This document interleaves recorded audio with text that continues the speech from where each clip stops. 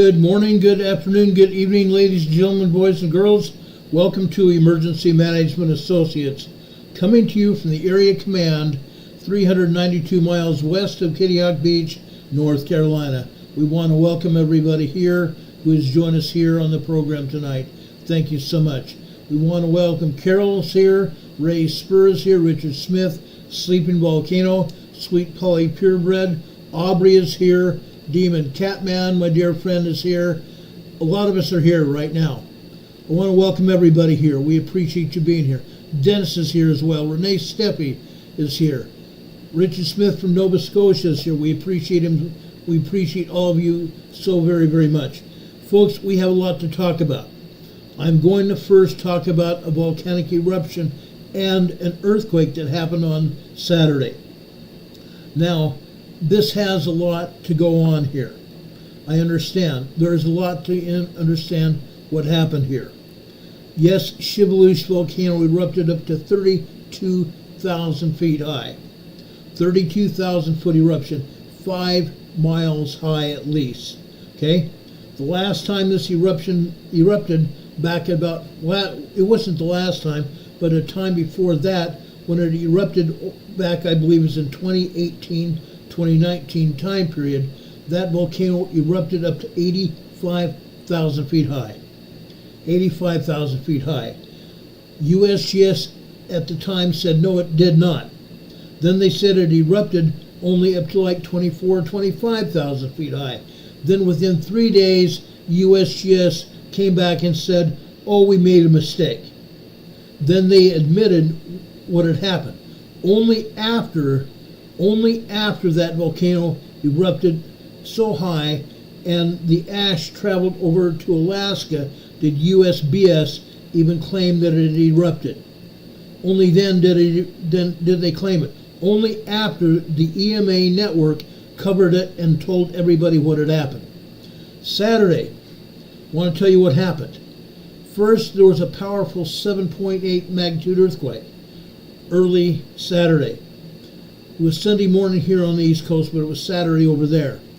That triggered a volcanic eruption in Kamchatka Peninsula on Saturday. The Shiveluch volcano, which is located on the eastern side of the country, erupted at 11:45 a.m. UTC. It caused an explosion of ash to shoot up to 32,800 feet high at least. The Shiveluch volcano is around 280 miles from Petropavlovsk, Kamchatka, Russia. It's a small coastal community with a population of around 180,000. It lies in Russia's eastern region of Kamchatka Peninsula. Now, I have a video of what happened. I want to show you this video here.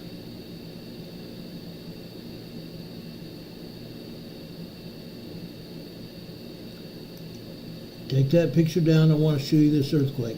This is quite an earthquake. Okay? Now, we've seen earthquakes happen. This earthquake was over in the western Aleutian Island trough. Okay? It was over in the western Aleutian Islands when it hit. Look what happened over here in Russia.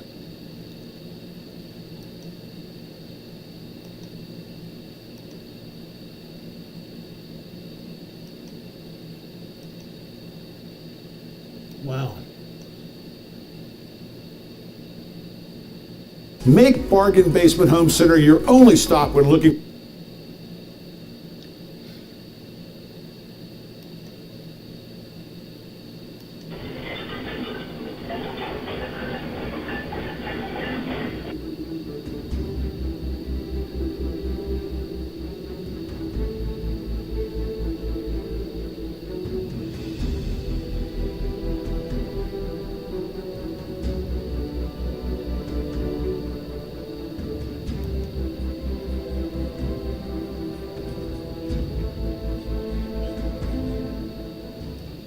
Okay, that's where it erupted. Over just on the eastern side of the Kamchatka Peninsula coastline. On the eastern side of the Kamchatka coastline. The video you saw of the earthquake shaking was near the coastline. The only reason we were able to see this is because the TASS news agency released a video. As you can see, let me back this up a little bit. Look at that. Look at those tiny kitchens over there in Russia. I am understanding that this is very typical. I've seen this happen before. Okay? I've seen the Russian kitchens. I've seen videos of apartments in Moscow. This is typical. But this shaking rattled their nerves.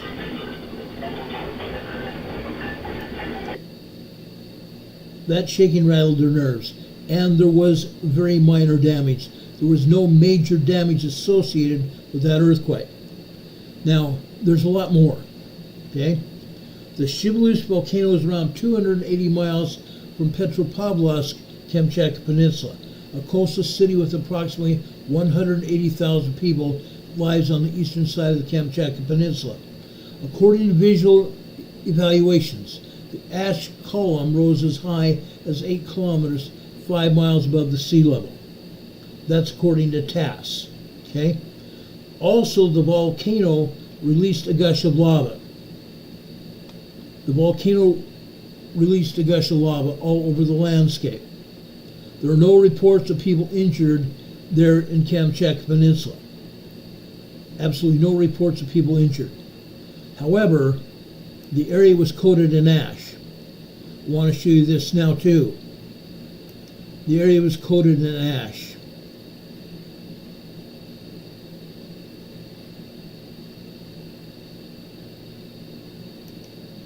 Look at that. Ash covered the entire area, guys. Ash went all over the area, and I believe the ash is now blown over into the Pacific Ocean. By now, it's probably already reached Alaska as well. The whole area was covered in ash, just like this. This is a tractor that was plowing snow and the covered snow with ash. You can see the ash covering the snow here. It was quite a deal. It's quite a deal. Now, there was a hazard warning that was issued due to the ash emissions. The ash covering the Shiveluch volcano on the far eastern coast of Russia was covered in a layer of ash following the eruption. The quake's epicenter was 50 miles from Petropavlovsk, Kamchatka, Russia.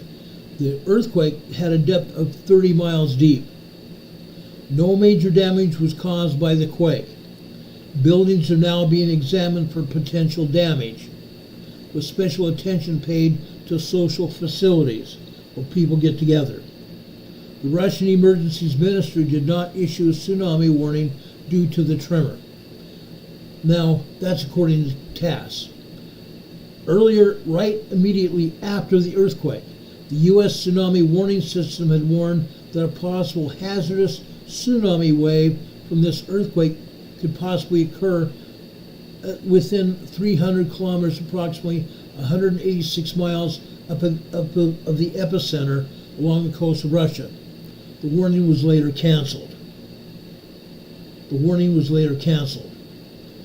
We covered this on Saturday. I did a special broadcast about this earthquake.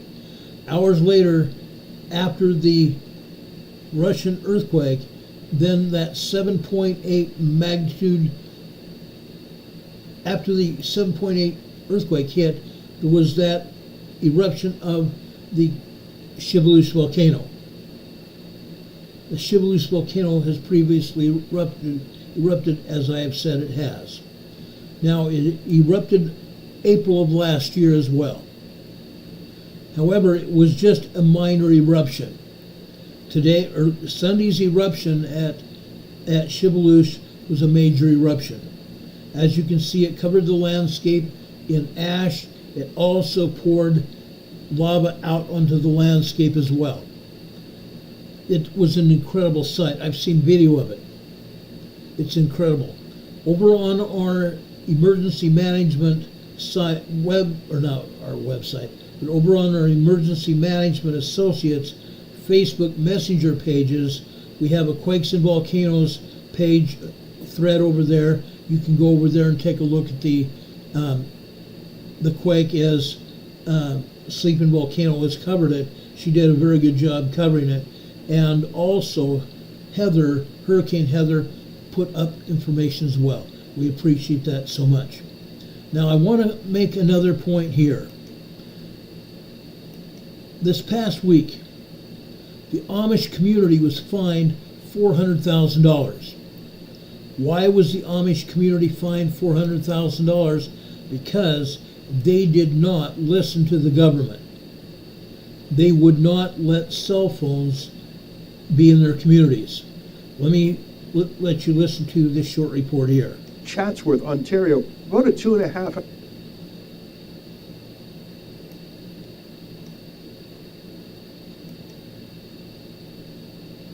hour drive west of Toronto. It's so nice here. It's so gorgeous.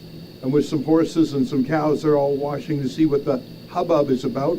What's interesting about this place is that it is run as if it was the 18th century. In fact, the Amish were a order that was persecuted in Europe. They went from the Netherlands and Germany and Switzerland, and they came over to North America, including to Canada. You may be more familiar with the Amish in Pennsylvania. They're the subject of many Hollywood movies, including an exciting one with Harrison Ford when he took refuge by hiding in an Amish community precisely because he was unplugged. It was a great movie. And many of the things in there are just the same here. There are no telephones. There is no internet. People here don't spend their days surfing or Facebooking or Instagramming. They do something that I think would terrify many people today. They actually meet each other and talk to each other face to face. They go to church every Sunday in a horse-drawn carriage. There's no cars here. And even the houses do not have electricity. There is a small diesel engine in the workshop, which I'll show you in a minute, because they make all their own stuff and they have some need for power tools, but basically they use tools as they did hundreds of years ago. Even the farm itself is horse-drawn vehicles. I was just shown a brand new manure spreader, and I made a joke that that was one of my nicknames. That's not actually true, but I was trying to find some humor that would work on someone who was a farmer who didn't know pop culture references. It's fascinating stepping onto an Amish farm. These people are law-abiding, they're peaceful, they're pacifist, which is one of the reasons they've been picked on. They don't get into fights. They don't get into wars. And I was talking to one of the community elders who said, if they ever break the law, they pay the price submissively. They do not fight in court. He gave me the example. He said, what if a young Amish man went shooting rabbits on someone else's property who had signs "Do not enter"? He said, in a case such as that, and it sounds like that might have happened, they plead guilty, they pay the fine, and pay the price as a community. They are not belligerent people. But what's so interesting is in this one case, they know in their gut something's wrong. Close to $400,000 in fines, mainly for not using Justin Trudeau's stupid ArriveCan app. And just think about that. You know the ArriveCan app? When you would travel back to Canada from a foreign land during COVID, you had to fill out this buggy spyware, malware app that we now know was money laundering tens of millions of dollars. Anyways, how do the Amish use an app when they don't have a phone, they don't have electricity? And why should they use it at all, given their religious exemption from taking the COVID jab? None of it made sense, but don't tell that to the bureaucrats enforcing the ArriveCan app on behalf of Justin Trudeau and the bureaucrats prosecuting the ArriveCan app fines, who answer to Doug Ford himself. What's so incredible is I sat down for a meeting for about 90 minutes with the head of the community. He showed me that in the 74 families in this community, they have $400,000 in fines. And here's what's new. Here's what I have never seen before in all of our stories involving the ArriveCan app. Because these folks here are not getting emails, they're not getting phone calls, collections agents, they have nowhere to phone. So what they've done is they have attached a lien on the title deeds of these homes, a kind of legal encumbrance, without telling the folks here. That's the crazy. I was told about a young Amish farmer who went to the bank to get a bank loan to buy some cattle. He was told by the bank officer, I can't do that. Did you know that there is a lien on your property for thousands of dollars for the arrived cat? And the Amish man said, what? So not only were they harassed into using this app that they couldn't use, not only were they persecuted because they have a religious exemption because of their religion, but I've never seen this before. The province of Ontario went ahead and tagged homes, not this particular home, but homes in this community, stopping families from changing the title from father to son on a farm, stopping families from using the farm to get a loan to operate their farm. I've never seen such a punitive, bureaucratic, bullying example in my life. And as you... Okay, this happened in Canada. This is happening here in the United States as well. The Amish are being persecuted because they are not kowtowing to the Canadian government or the United States government. Many of you already know that the Amish don't use most power tools. They don't use cars. They get around in horses and buggies wherever they need to go. They go into town and sell their goods from their farms. In some cases, like you saw, they had a placard on the outside of their house selling baked goods. That's what the Amish community does. And yet they are being persecuted by the Canadian and the United States government for not updating their farmers, their farming community, and not updating their equipment or even having a cell phone. They don't believe in that. And honest to gosh, I wish I never got one. That's the truth. I wish I never got one. The government has so much pull on each one of us.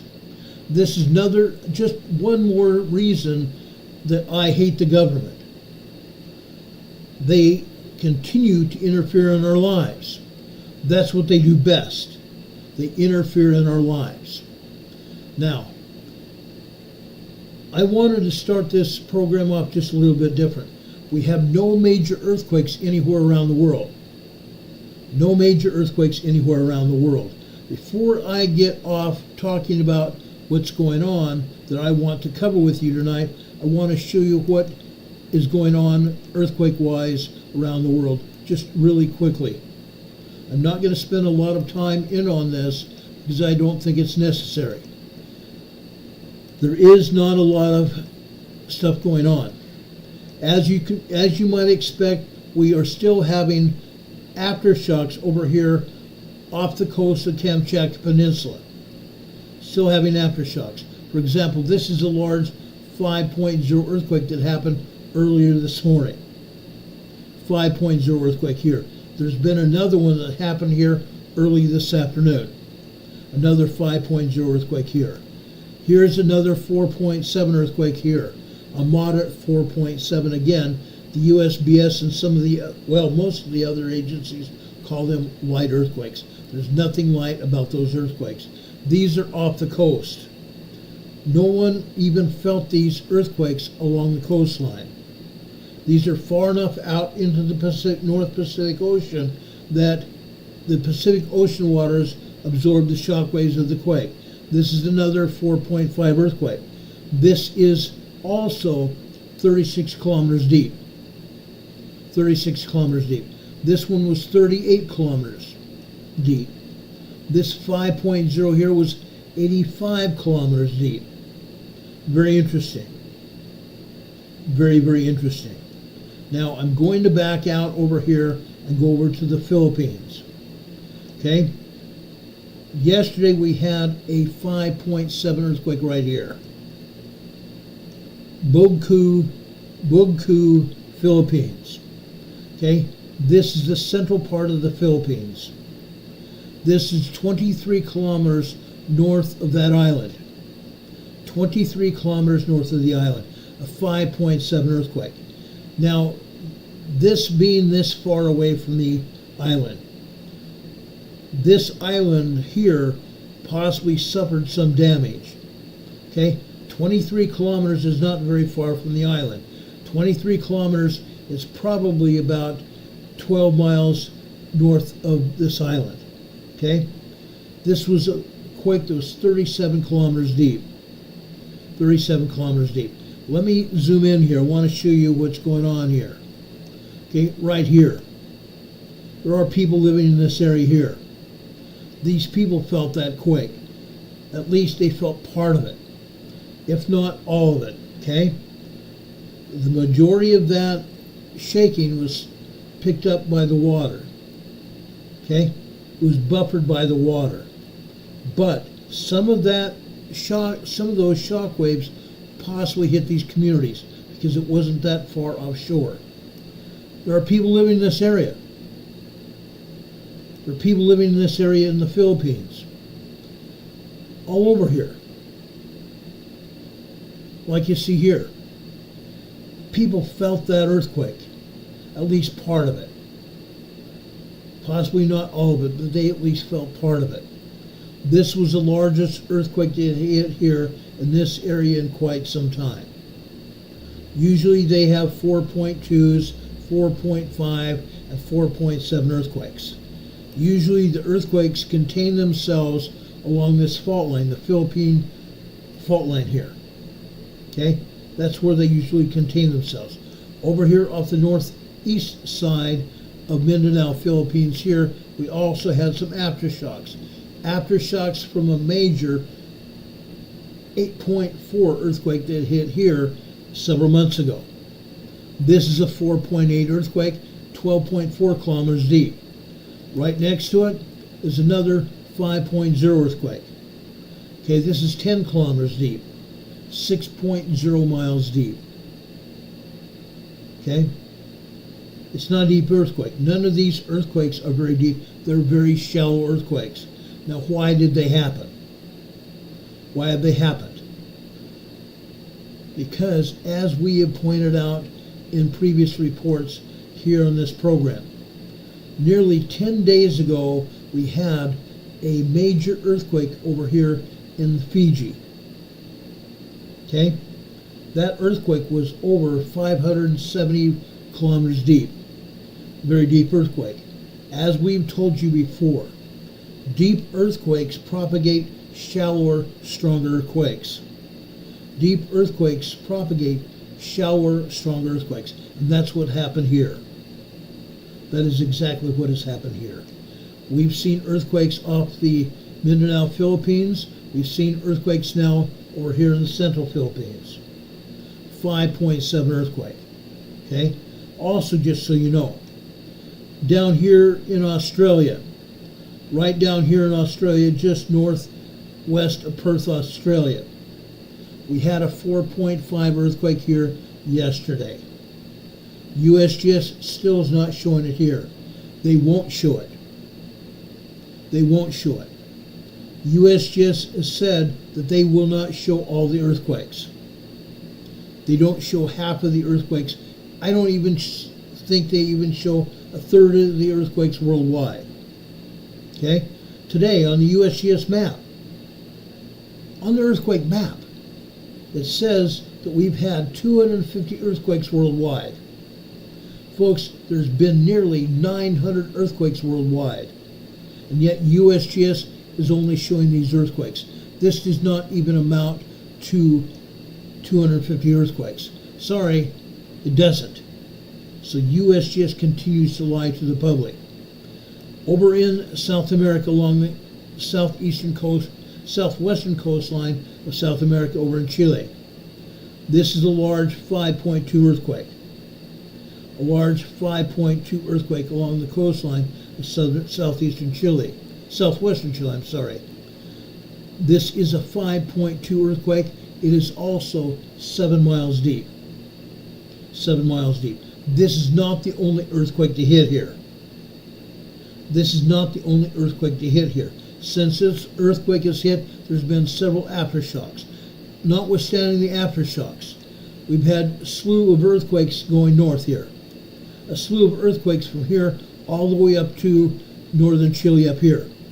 Antofagasta, Chile here. We've got a bunch of earthquakes here. And I'm going to say a slew, and I'm going to say quite a few. About 15 earthquakes have hit here in Antofagasta, Chile today. South there, over here near Coquimbo, Chile, we've had a number of earthquakes hit here. We have a total of about 32 earthquakes that have hit South America today, and USGS is only showing one earthquake. That's a bunch of crap. Look over here in Central America. They're not showing any earthquakes here in Central America, but there are 12 of them. They're not showing any earthquakes here in southern Mexico. Why not?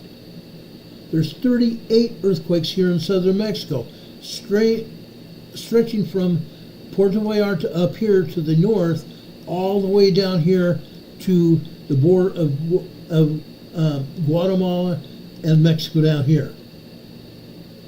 Okay? USGS has got a lot of explaining to do. They're not showing anything. They know for a fact what happens. Earthquakes that happen down here in Central America and southern Mexico end up coming up here to California. They end up coming up here to California, and they make a difference. We're still looking for a major earthquake down here in the area of Mexico border and the U.S. border. The Mexican border and the U.S. border. We're still looking for a 7.0 earthquake, probably in the area of Guadalupe, Victoria, Mexico. The border area of Calexico and Mexicali, Mexico. I still believe that's going to happen. Now we're seeing earthquakes over here in North San Diego County. We're seeing earthquakes right here over in Vista, California. This is where I used to live. This is where I used to live, guys. This is 5 kilometers east-northeast of Vista, California. I used to drive here all the time. All the time. Now, Vista, California is down here. Okay? There is a roadway from Vista going out here to Interstate 15 here. This is Interstate 15. Northbound 15 that runs from San Diego City, all the way to Montana through Yellowstone. Okay? That's what happens.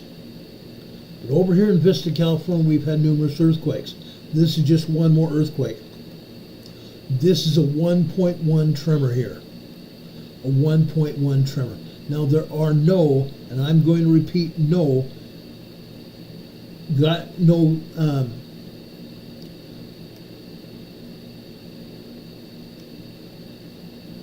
quarries here. There is nothing here to even explode. So not even a spontaneous combustion carnivorous, not an exploding tree. This was a tremor over here. A tremor in northern San Diego County, near Vista, California. Now, look where it's at. It's just south of a water tower. Just south of a water supply tower here. Okay? It's just north of this roadway here. See this roadway here? This is called Gopher Canyon Road. Gopher Canyon Road. It connects over here with this road here that's called Vista Way. Vista Way. Gopher Canyon Road links Vista all the way out here to Interstate 15. Gopher Canyon Road links Vista with Interstate 15 right here. Okay? Just so you know. So we have a 1.1 tremor in just north of Vista, California, where I used to live.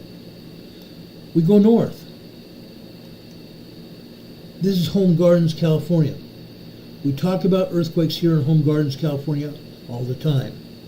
Last week we mentioned a very large earthquake over here just north of Lake Elsinore. Just north of Lake Elsinore. They're not showing any aftershocks here, but there are aftershocks here today. Okay, wanted to make sure you knew that. This is Corona, California right here. 9 kilometers southwest of Corona, California. This is a 1.6 tremor. Off the coast. off the coast of Newport Beach, California. We're seeing a 1.6 tremor over here. This earthquake is on the same fault line coming out of Newport Beach, the Newport-Inglewood Fault. The Newport-Inglewood Fault. It's the same fault line that connects with San Diego. It's called the Rose Canyon Fault. The same fault line runs along the coast of California southbound over to approximately right here, Encinitas, California. Encinitas, California. That fault line enters San Diego County right here. It runs along the coastline into San Diego City here. Runs along the coastline all the way down here. Okay? Runs into the coastline right here, into San Diego Harbor. Then the Rose Canyon Fault comes over here into San Diego Harbor and off into the Pacific Ocean. Now, what makes that any different than any other fault? The Rose Canyon Fault and the Newport-Inglewood Fault is capable of a 7.5 earthquake. It's capable of anywhere from a 7.0 to a 7.5 earthquake. It's going to happen. At some point in time, that earthquake is going to happen. Okay? We talked about earthquakes here in Los Angeles. We talked about earthquakes in San Diego as well. Okay? Further north. I always talk about this when I'm talking about earthquakes in the greater Los Angeles area. This is a 1.2 earthquake, 1.2 tremor. This is just inland from Marina del Rey, California. Just inland from Marina del Rey. Why is that important? I'm going to zoom in here. This is a very affluent area. People have a lot of money. Look at the ships and boats here. These are yachts over here in Marina del Rey. Unreal, guys. Unreal. It's happening. We're getting earthquakes here, and most of the time, USGS will not even show it. Tomorrow we're going to talk about earthquakes in Los Angeles, but I want to just show you this, because I don't even believe that they're going to show up tomorrow. Earthquakes happen here all the time. Literally all the time. Okay? I just want to show you that. Okay? It's not often that they show earthquakes here, and I want to show you that. To the northeast, Highland Park, Pasadena, California is still having aftershocks.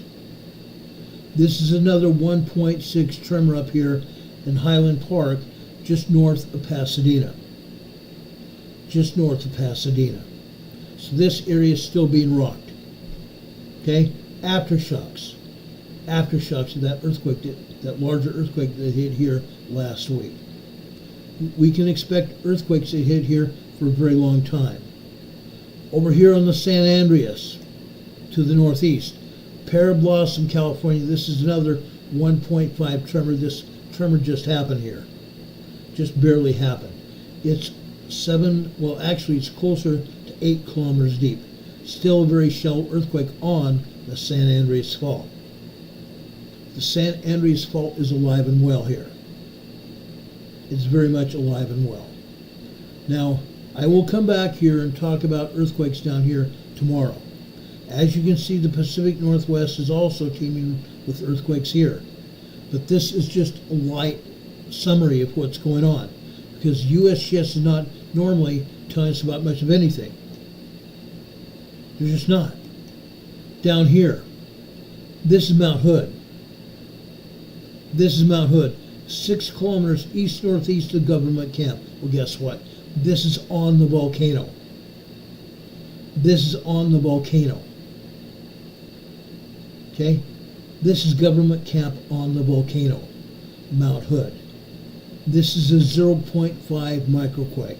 It's not the only earthquake to hit here. Okay? They're not even telling us about everything going on here. To the northwest, Warren, Oregon. Warren, Oregon, a 1.2 tremor here. This is 20 kilometers deep. We go almost east of that, over here to Yakult, Washington, a 0.6 microquake. Then we go up just south of Mount St. Helens. This is a 0.8 tremor. A 0.8 tremor. Then we go over to the volcano itself. This is a 0.1 microquake here. Just over to the west of just to the west of St. Helens is a supposed surface quake. A supposed surface quake, a 0.0 earthquake. Well, guess what? It is not a surface quake. It's not a 0.0 quake. Okay? They call 0.0 surface quakes. It was, however, nearly a mile deep. 3/4 of a mile deep over here on the west side of Mount St. Helens. It's down inside the volcano, guys. Down inside the volcano. And yet, USBS is not telling us the truth about anything going on. There's more earthquakes here than there are tremors. Okay? This is a 0.1 here at Mount St. Helens. Just about 1/8 of a mile deep. This, again, is another supposedly 0.0 microquake, tremor. It's not. This is also down 1/4 of a mile deep inside the volcano. Mount St. Helens is moving, regardless of what USBS would say. Just northwest of Mount St. Helens out here. 1.5 tremor up here near Morton, Washington. 1.5 tremor near Morton, Washington here. Over just west of Mount Rainier here. We have 2 tremors here. Three tremors. This is a 0.5 microquake here. This is 12.9, 13 kilometers deep. 0.5 microquake. Here we have another 0.2 near Coronado, Washington. There happens to be a seismograph located at Coronado, Washington. This is 11 kilometers deep. 11 kilometers deep. Just over 5 miles deep. This one to the south is 0.5, also 12.5 kilometers deep. 5 miles deep. Okay? Unreal. They still don't want us to believe anything's happening. They're still not showing us all the earthquakes here at Mount Rainier. Heaven forbid they tell us what's happening. They're not going to. They're not going to. Up here just west of the point here, Ames Lake, Washington. Just west of the Puget Sound. This is a 1.2 tremor here. 18 kilometers deep. Okay? The Cascadia area is alive and well.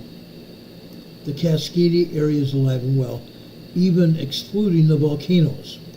To the north, Acme, Washington, up near the Canadian border. This is a 1.3 tremor here.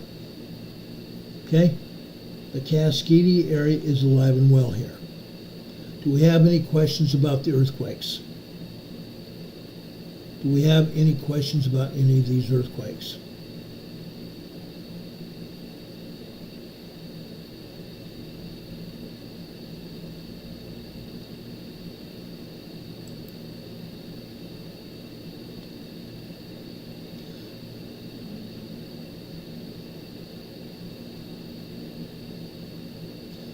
Demon Catman is saying that Charlie has an early notice that the EBS system, the emergency broadcast system, will be activated tonight. I have not seen anything for that. Charlie, if you will please send me an email with the information and I will put it out. Okay, I will put more of this out. Please send me an email so I can verify this. Okay, I don't put anything out unless there's usually something to verify. I need to verify that. Okay? Since you said it, it's up here already. But I'd like to verify that. Demon Catman says he sent that email now. I appreciate that. Okay? I really appreciate that. Anyway, that's basically the earthquakes we have. They have not shown hardly any earthquakes over in Europe. They never do. They may show one or two earthquakes in Europe. They've shown one over in Greece. A moderate earthquake over in Greece. That's it. They've also shown one in Afghanistan, and that's it. One lousy earthquake in Greece and one over in Afghanistan. That's sad, because Europe has seen about 400 earthquakes.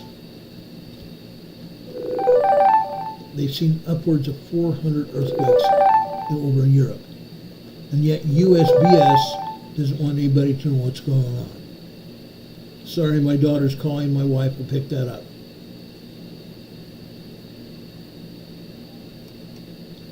Okay, let me go over here and look at the email here.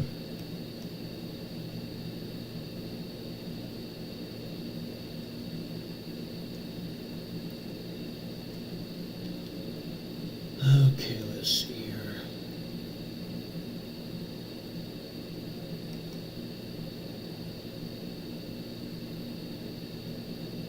I have an instant link to all my videos that I use on this program, and I have an instant link to all my emails as well.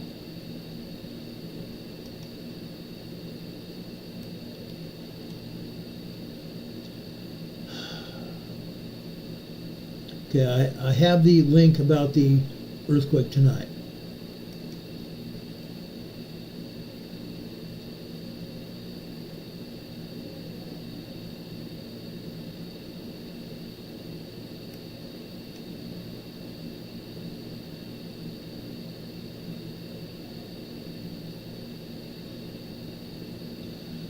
Someone put out, okay, I usually do not put out any warnings at all about an EBS alert. Okay, this came from someone outside of the EBS system.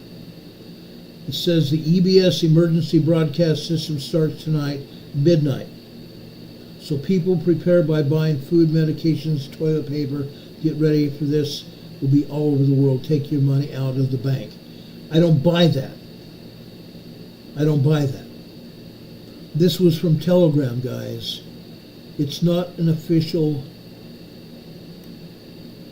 It's not an official news event. Okay, I don't have a government link on it. I don't have anything from the military or anything like that. Now, this may come out of Washington. I don't know. I don't know. But just because someone says there's going to be an EBS emergency broadcast system alert here doesn't mean it's going to happen. Now, with that said, I want to tell you what is going on today. Okay? I need to tell you what is going on today. There have been protests in Chicago last night. Protests underway at Union Park in Chicago. Why? Because the Democrat National Convention lit off their convention today, early this morning. I want you to see this. This is only a few second clip here. In Ashland. In fact, we're standing in the middle of Ashland Avenue and show you what the intersection looks like right now. All those people you see standing there are still waiting to progress to the front of the line so they can begin marching westbound on Washington Boulevard. This is the game plan. They're going to be marching west on Washington about a block up. They're going to be turning north on Hermitage, a fairly small residential street. That's only a block or so from the United Center itself. Then they're going to be going north to Maypole, west on Maypole, past the United Center on the north side of all the fencing that's been erected there, to Damon Avenue, north on Damon to Lake, and then they're going to march eastbound on Lake back here to Union Park. Now, the crowd has been growing throughout the day. When we first arrived here this morning, just a couple of hundred people. I'd say an hour ago there were maybe a couple thousand. Now there are clearly several thousand people who have shown up for this this march. It is multiple people and causes and reasons to be marching. The largest part, of course, is the pro-Palestinian aspect of it. A lot of people very angry about the Democratic Party. Okay, you saw that one lady. Let me see if I can go back just a second right here. Look at this lady. She is angry enough. She's protesting for the people over in Gaza. She's protesting for the people in Gaza. Well, guess what? If she can't show her face, she's a coward. If she does not want to show her face, she's a coward. Just like all the other protesters that refuse to show their face. Okay? That's what I'm talking about. These people are cowards. About the Democratic Party continuing to support Israel and the U.S. government policy of giving money to Israel as it conducts its war in Gaza. But there are also people here fighting for immigration rights, and also many people on the abortion issue, women's bodily autonomy. Okay? They're protesting women's body autonomy. Why is that? Let me explain this to you. I've seen pictures today coming out of Chicago. Pictures of health clinics supplying mobile surgical hospitals right down the street from the convention hall, giving free abortions, free vasectomies. Okay, they're doing it at the Democratic National Convention area. Free abortions and free vasectomies. Again, family planning. Family planning. Just this past spring, the Supreme Court came out and banned abortions nationwide. They said individual state governments could approve abortions themselves, but the United States government was not going to take any kind of steps to provide abortions.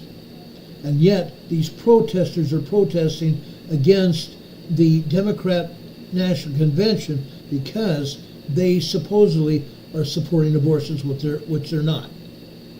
They're not supporting abortion. They are supporting abortions. They are supporting abortions. Chicago, again, I guess, Illinois is supporting abortion rights. And that's fine. Individual states. But now there are protesters out there, and there's health clinics with their mobile surgical hospitals. There are clinics in these mobile centers providing these abortions for anybody who wants one, or providing a vasectomy. Unreal. Scooter Pie's here. Scooter Pie's here. Welcome, Scooter Pie. We appreciate you here. Yes, this is disgusting. This is disgusting, and these people will be booked here in the Chicago area, right next to the DNC, all week long. Okay, that's what they're doing. Yes, I'm in direct opposition to it, but Chicago can do anything they want, right? That's pretty much it. However, guess what? Not everyone is going to get away with whatever they want. Let me give you this report from Fox News. Let me show you this from Fox News. President Biden set to take the stage behind me as the DNC's keynote speaker later tonight. But less than 30 days ago, Biden believed that he would be the one accepting the party's nomination. Oh, how far we've come.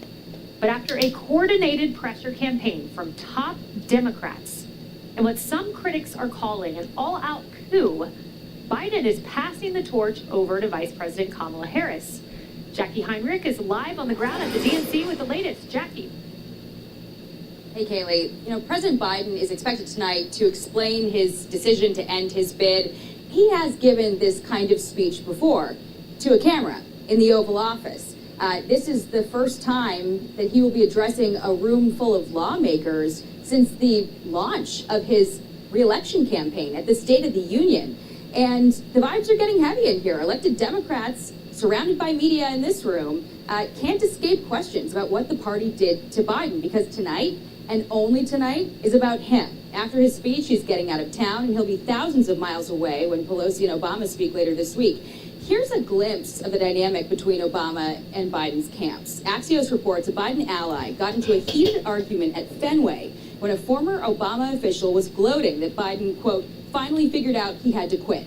That prompted Mike Barnicle, the Biden ally, to shoot back with a slew of expletives, derailing you and all your friends with anonymous quotes in the papers saying, put your name on it next time. Biden reportedly heard about this and laughed a lot, so we are watching for any veiled messages that he might have for his former friends tonight. Meantime, this convention is heavy on vibes and light on policy. In fact, Harris's campaign website doesn't even have a policy section. There are bios for her and for Walz, a tab to donate, a merch shop, and a tab to volunteer. But the DNC chair says that's totally normal.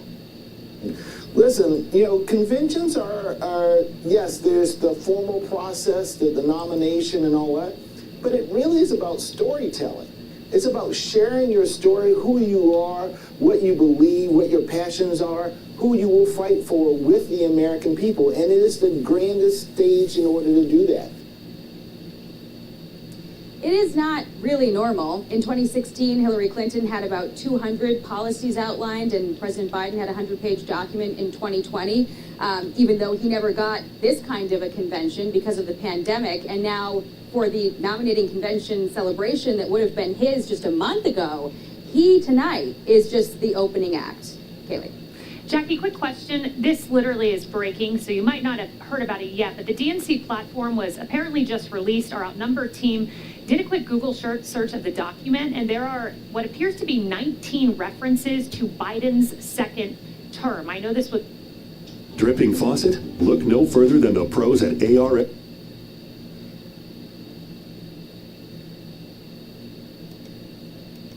This was rushed, put together quickly, but any note from you on the DNC platform? I assume they're going to make some edits there. I haven't seen it. I will say I saw an article this morning which got a preview. I think it was the Wall Street Journal, and the big headline out of that article was that it wasn't going to call for an Israel arms embargo. But I have not seen whatever was just put up. And remember, a month ago, this would have been his. So, and Harris doesn't even have her own policy section. So I would not be surprised if that changes. It has to, because he's literally out of here after tonight. Jackie, thank you. Thanks.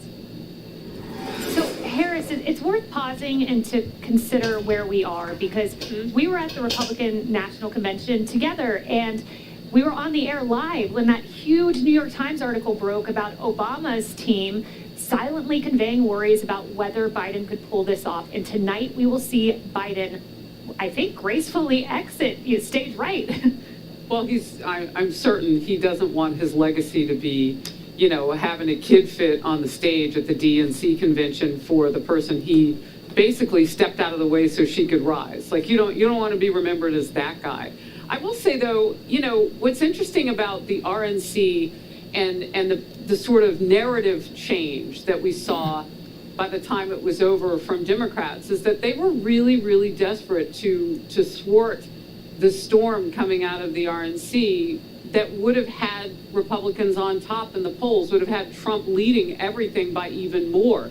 So they were eager to change that narrative on that weekend, on that Sunday when Biden began bowing out. I mean, it took him a few days before we really knew what was happening, because he just sort of half did it. But how are they going to change the narrative now? Like, what's Kamala Harris going to do? Walk outside and say, I'm the vice president and I want you all to protest nicer and not say that you want to kill me? Like, she's going to have policy to stave that off. And as we pointed out earlier in the program, the list keeps changing by the protesters. So it's about changing narratives. The Democrats want to do that. They like to reinvent words, redefine public safety, as she has said. Well, can they do that about their own convention? Can they do that about their own policies with Kamala Harris leading? I don't know. We'll have to see. Okay? I'm going to stop that one here. Why? Because Biden has already got moving trucks over at the White House. Biden has moving trucks over at the White House, meaning his effects, his personal items, and his family stuff is being moved out of the White House. There is no rhyme or reason for that, unless Kamala Harris is going to become the president as of tonight. That is the only reason that could be happening, because Biden is walking away from the presidency effective tonight. Okay? These moving trucks are at the White House as we speak. Biden is leaving the DNC convention tonight after his speech. He's no longer going to be anywhere. Now, as you can see on this, on the bottom of this footer of the video, it says, New York Times op-ed. The Dems are delighted, but a coup is still a coup. Dems might be delighted that he's supposedly going to step away, but a coup is still a coup. Now, there have been rumors that Biden will stay on. There have been rumors that he will stay on and campaign for a second term. But, according to the DNC, according to the Democrat National Committee, he's going to be gone, and they will be nominating, supposedly, Camelback. Okay? Supposedly, the Democrat communists are going to nominate Camelback unless they nominate somebody else. And as we explained over a month ago, it still could happen. It still could happen. Michelle Obama and Barack Obama are at the DNC right now. As we've stated before, it was going to be said that the Democrats might try to nominate Michelle Obama. And if that was the case, she herself would put up Barack Obama as her vice president. Then if she was nominated and inaugurated as president, she would then step back and Barack Obama would take over again. Now, there's one problem with that. There is one problem with that. That problem is this. According to the 22nd Amendment, no president can be in place as president of the United States more than 2 terms. Barack Obama has already been president 2 terms. So even if the Democrats tried to put in Michelle Obama, and then she would step back and let Barack take over, it's against the Constitution. It's against the amendments of the Constitution. It's against the law. Now, something else that could happen is Michelle Obama could be nominated, and she could ask that Hillary be put in as her vice president. Then, after she was inaugurated in January, on January 20th, Michelle Obama would step out and let Hillary Clinton become president. That's still another possibility. We will see what happens by the end of this week. The Democrat communists can still pull a fast one here. They can still pull a fast one. The New York Times have said it's a coup to throw out the President of the United States. Said it's a coup. And yes, it is. It is absolutely a coup. It's incredible. It's stupid. S. North says that's stupid. I agree. But some people are that stupid. Some people are that stupid. It's crazy. There is all kinds of nonsense going on. All kinds of nonsense going on. It doesn't stop. It absolutely doesn't stop. Just because they say it can't happen doesn't mean it won't. Just because they said it won't happen doesn't mean it won't. Okay? I'm telling you. I've seen it happen before. We've seen this going on time after time after time. Okay? Does anybody have any questions or anything else that you would like me to talk about tonight? I'm kind of leaving it up in the air right now where we go from here. I appreciate everybody being here. As I said a few minutes ago, I really appreciate Scooter Pie being here. She stepped back from being a mod here a couple years ago after her mother died and a lot of other things happened with her family. And I appreciate that, because there may have been a lot of stress in her life and in the life of her family. And she is obligated to take care of her family. I respect that. I absolutely respect that. But we appreciate Scooter Pie being back here. Renee Seppi is talking about Iceland. Yes, we can talk about Iceland all day long, and we will right now. Let's go back over to the USGS map.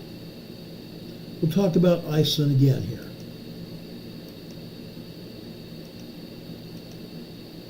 Okay? Let's go over here to Iceland. I love talking about Iceland. One of my favorite places.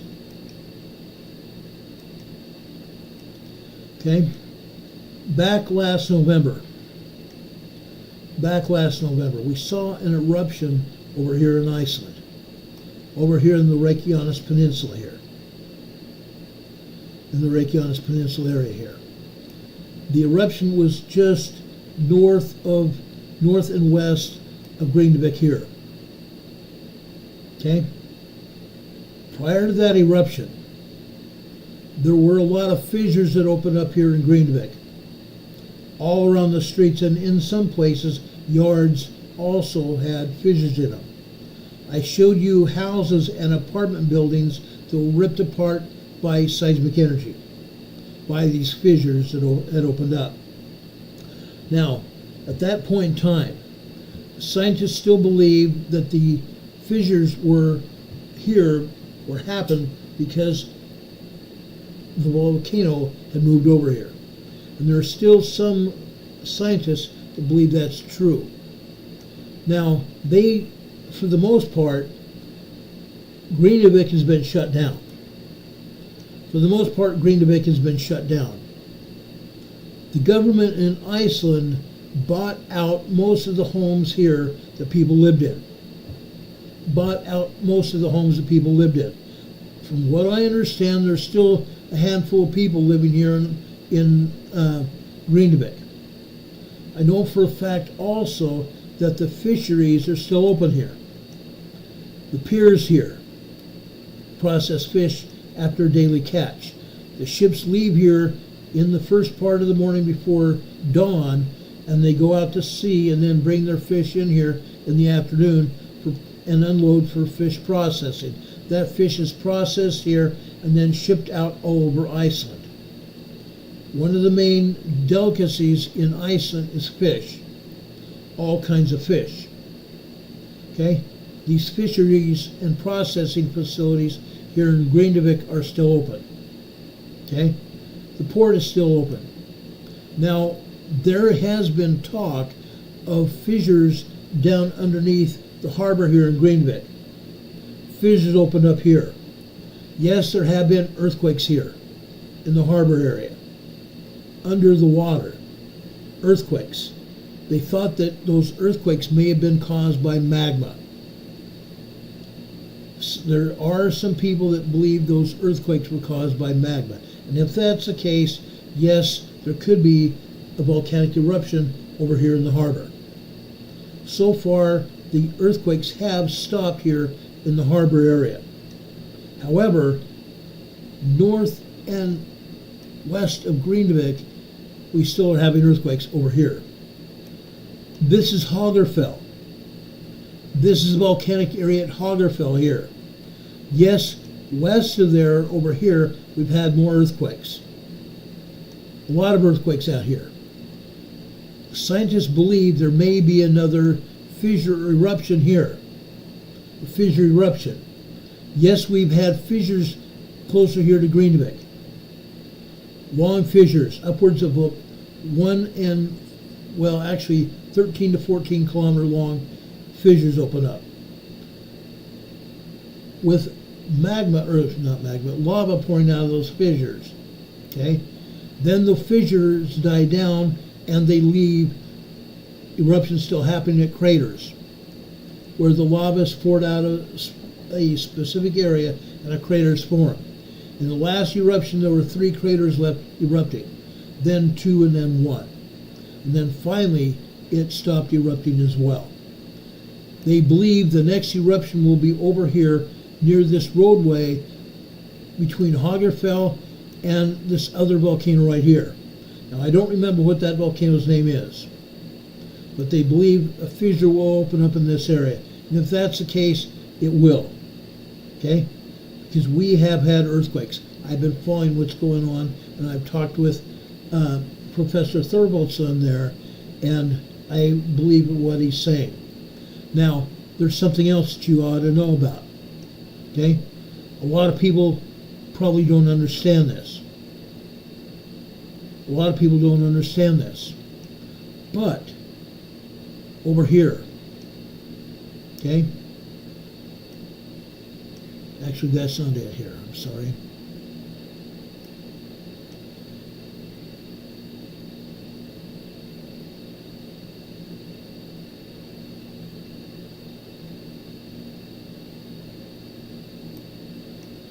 Right here. Okay? Right here is a geothermal facility here.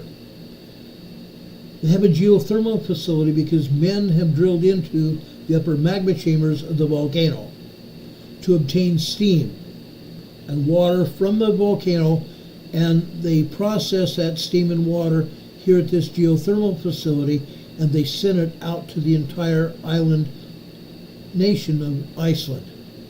That's how they heat their homes. That's how they provide hot water for showers and other things over here in Iceland. This facility, and then also one just east of Reykjavik. Okay? But right next to it,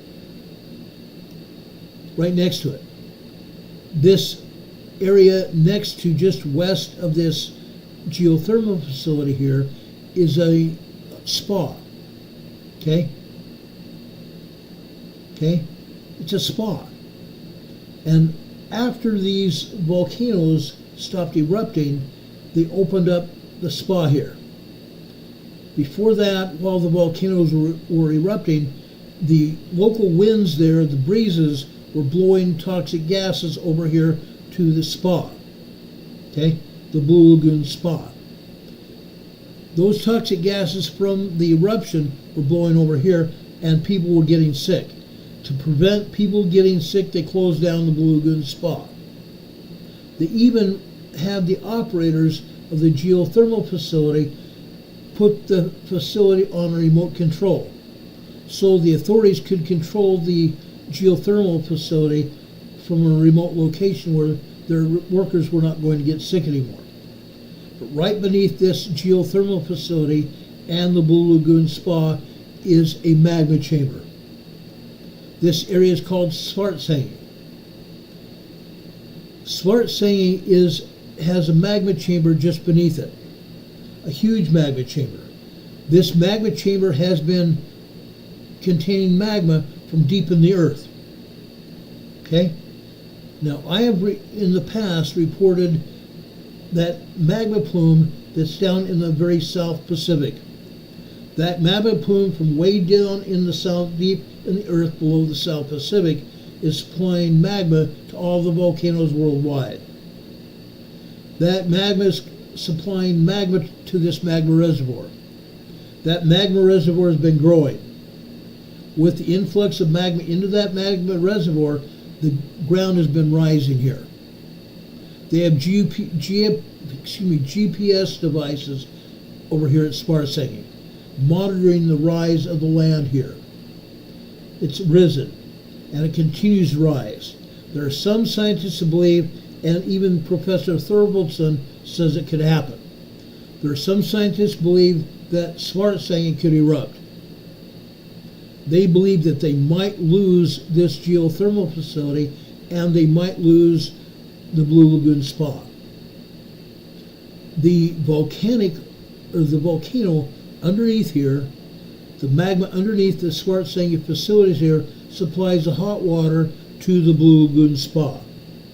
The people bathe in. Okay? It allegedly has health benefits from the water from the volcano. And I've heard this many times. I even went to a health facility that was out in Colorado for the same thing. I went down deep in the earth in a vapor cave where temperatures were 100 plus degrees. Yes, it was hot. Really, really hot. We had to wear slippers there because the ground was too hot to step on. You sat on a padded towel on concrete benches to take in the vapor and sweat your life out, to sweat the toxic chemicals from your body.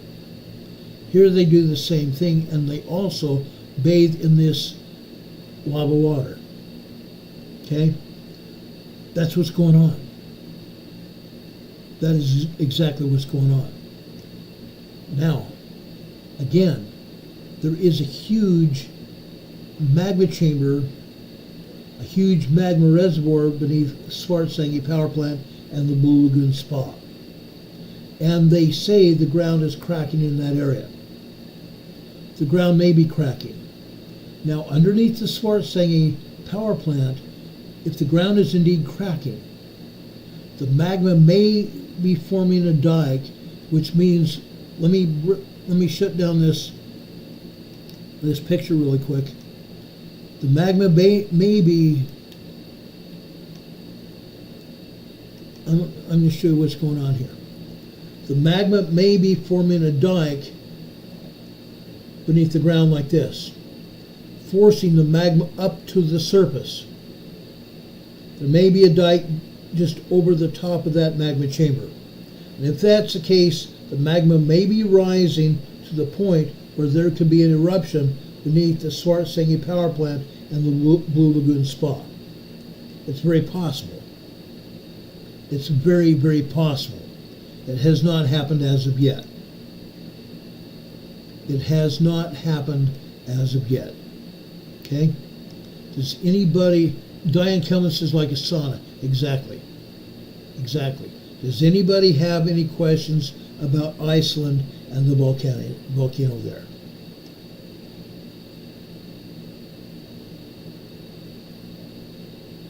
Charlie, I hope you have a good night as well. Be safe. I hope you come back again soon. We love seeing you here. We love sharing information with you here as well. Does anybody have any other questions here? Martin Delos says he's getting very concerned about the Ring of Fire. Yes, there is a Ring of Fire. There very much is a Ring of Fire. Let me back out of Iceland here. This is over in the North Atlantic. And they're still not showing us all the earthquakes here in Iceland. They're not. They never will. They never will. In order to find the earthquakes happening in Iceland, you have to go over to the University of Iceland in Reykjavik and pull up the data from the seismological center there. I do that on occasion. There are earthquakes there, mostly minor tremors and minor earthquakes. 2.0, 2.5, 2.4 earthquakes and tremors. That's all that's happening there right now. If there's something big happening there, I will tell you about it. I promise you I will tell you about it. Now, Martin Delos is talking about the Ring of Fire. That is this area here. Let me take down my mug here. This Ring of Fire, guys. Okay? Ring of Fire extends from Alaska over here to the northeast. It extends from Alaska on the northeast over to Kamchatka Peninsula on the northwest. Russia on the northwest. Okay? It goes all the way down Russia, all the way down through the Kuril Islands, down to Hokkaido, Japan. Okay? You see an earthquake here at Hokkaido. This just happened about 45 minutes ago. This is a 4.7 earthquake here near Hokkaido, Japan. A moderate earthquake. This earthquake is 122 kilometers deep. a moderate earthquake here. The Ring of Fire goes down here through Japan over to Russia and China. Russia, China, North Korea. It goes all the way down south here to Myanmar, Cambodia, Vietnam, and Thailand. It goes all the way down here to include this area over here in Indonesia. This whole area here in Indonesia. Okay? It's all part of the Ring of Fire. Why? Because, guys, anywhere where there's a volcano is called the Ring of Fire. The Ring of Fire is surrounded by volcanic action. Volcanoes all over the region. North to south, east to west. Volcanoes. Volcanoes even down here in Australia. Down here in Australia. All the way over here into Indonesia, Papua, Indonesia, and Papua New Guinea. Stretching over here into the Solomon Islands, Vanuatu, down here into the Loyalty Islands, Fiji, Tonga, and New Zealand. The Ring of Fire. The Ring of Fire also includes this area over here in South America, all along the coast of Chile, Peru, Ecuador, and Colombia. All that area is also part of the Ring of Fire. Volcanoes. Volcanoes all throughout the Andes Mountains here. As you know, we also have volcanoes here in Central America. We have volcano over in Panama. We have volcanoes over in Costa Rica. Costa Rica, guys. El Salvador, Nicaragua. We have volcanoes over in Guatemala.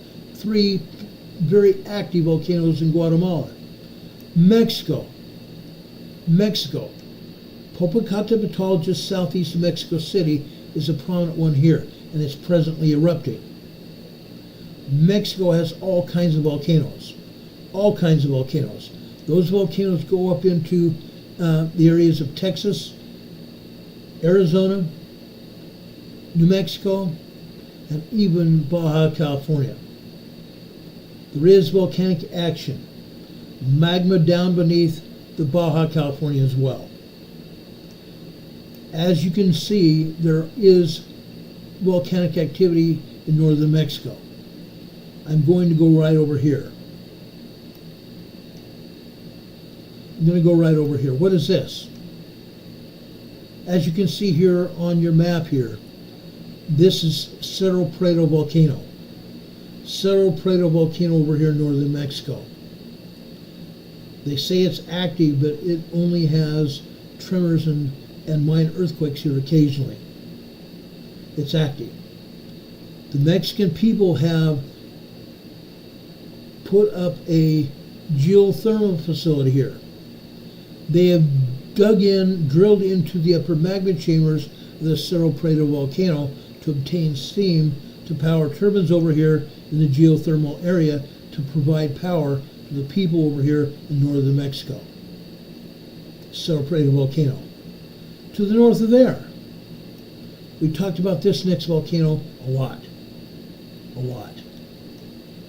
This next volcano was over in the Salton Sea. It's called the Salton Butte volcano here. The Salton Butte volcano. The Salton Butte volcano is right here, on the southern end of the Salton Sea here. The Salton Butte volcano. It's active. The Salton Butte volcano is active, and it is capable of a major eruption. It has had eruptions here before.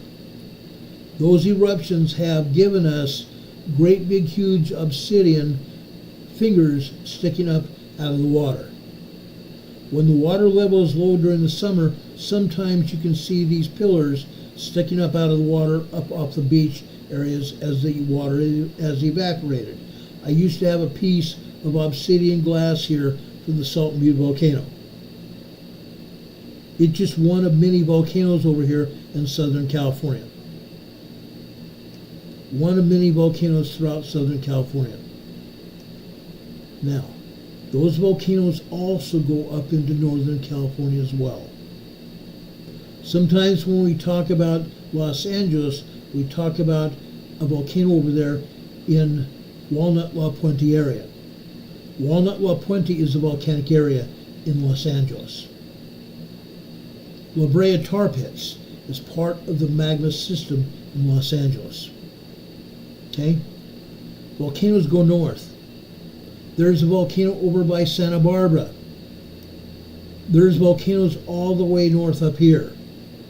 Most of this activity here along the northern coast of California is very sporadic and non-existent. However, that doesn't mean it won't happen.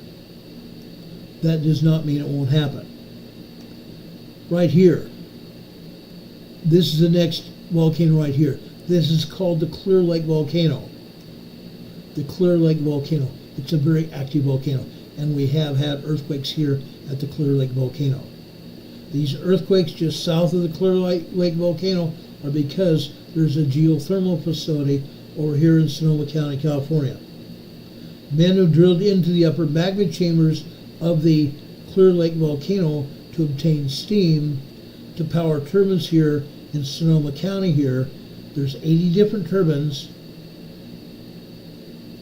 They drilled holes into the upper magma chambers of the the Clear Lake Volcano to obtain steam to power turbines here in Sonoma County. 80 different turbines. As a result of those drill points, seismic energy finds those human-made drill points and turns them into earthquake faults. Human-made earthquake faults. Okay? For example, this quake right here to the north. This is a 2.1 earthquake. A 2.1 earthquake. Let's go down here into the swarm here. This is a 0.6 microquake. Let's go further over here to the west. This is a 1.0 tremor here. This facility is called the geysers. The geysers. Down here to the south, this is a 0.7 microquake. Further south here is a 1.1 tremor here. Okay? This is a result of men drilling into the upper magma chambers of this volcano. Seismic energy finds these man-made earthquake faults and it fractures the rock here, causing earth movement. That's why we have earthquakes here. Okay? We have other earthquakes here. These earthquakes don't mean that there's a volcano right here. This is Alder Springs, California. There's no volcano there. This is a 2.1 earthquake here, minor earthquake. However, we have two other volcanoes here. One is at Mount Lassen volcano, here. We haven't had any earthquakes here on the USGS map because the USGS will not show us earthquakes at Mount Lassen or Mount Shasta. Occasionally they may show us one at Mount Shasta, but rarely. We do have this volcano here at Mount Shasta. They're not showing us earthquakes here, but every day there are earthquakes at Shasta and at Mount Lassen. Both of these are volcanoes. Both of these volcanoes are part of the Cascade Volcanic System. The Cascade Volcanic System along the coast of Northern California, Oregon, and Washington. Okay? We have earthquakes, or not earthquakes, we have volcanoes over here in Southern Oregon. Volcanoes over here in Southern Oregon. Right here. This is Crater Lake. South Central Oregon. Crater Lake. There are other named volcanoes all around this area. Cinnamon Butte just to the north and east of Crater Lake. Just to name one. There are other volcanoes all over this area. All over this area. Sisters Volcano. Bachelor Volcano. Newberry Volcano. Mount Hood. Just to name a few. Just to name a few. Then we can go over into into Washington, and instantly we have another volcano called Mount St. Helens. And again, these are not the only volcanoes here. They're not the only volcanoes. North of Mount St. Helens, we have Mount Rainier, but they're not the only volcanoes there. East of Mount St. Helens, we have Mount Adams. North of Mount Adams, there's another volcano right here. It's fairly inactive, but occasionally we still have minor earthquakes and tremors right there. Now, I don't remember the name of that volcano, but it's right there. Again, we have Mount Rainier as well. Okay? North of there, Glacier Peak Volcano. Glacier Peak Volcano over here at Glacier Peak in the Glacier Peak National Park. North of there, up around the Canadian border, there's another volcano up here. It's called Mount Baker. Mount Baker. West of Mount Baker, we have Mount Constitution. North of there, we have volcanoes over in Canada, southern Canada, going into British Columbia, Canada. North of there, Haida Gwaii over near Vancouver Island. Haida Gwaii. Haida Gwaii is a very active volcano. We go from there up into Alaska. Alaska has 65 volcanoes up here. 65 volcanoes. Volcanoes up here near Chugnik, Alaska. Chugnik, Alaska.